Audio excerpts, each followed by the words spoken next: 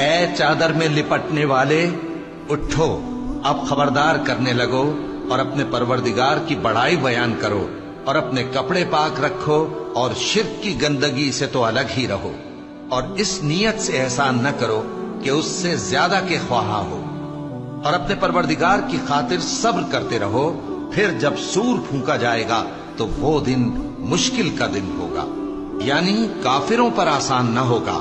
مجھے اس شخص سے سمجھ لینے دو جس کو میں نے اکیلا پیدا کیا، اور میں نے اس کو بہت سا مال دیا اور ہر وقت حاضر رہنے والے بیٹے دیے، اور اس کو ہر طرح کے سامان میں وسعت دی،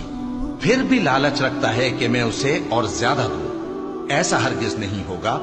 یہ ہماری آیتوں کا بڑا مخالف رہا ہے۔ میں اسے ایک بڑی چڑھائی چڑھاؤں گا، اس نے غور و فکر کیا اور ایک بات ٹھہرا لی، یہ مارا جائے، اس نے کیسی تجویز کی، پھر یہ مارا جائے، اس نے یہ کیسی تجویز کی، پھر اس نے نگاہ کی، پھر تیوری چڑھائی اور منہ بگاڑا، پھر پیٹ پھیر کر چلا اور تکبر کیا، پھر کہنے لگا یہ تو جادو ہے جو پہلے لوگوں سے برابر ہوتا آیا ہے، پھر بولا یہ اللہ کا کلام نہیں بلکہ بشر کا کلام ہے، میں ان قریب اس کو سقر میں داخل کروں گا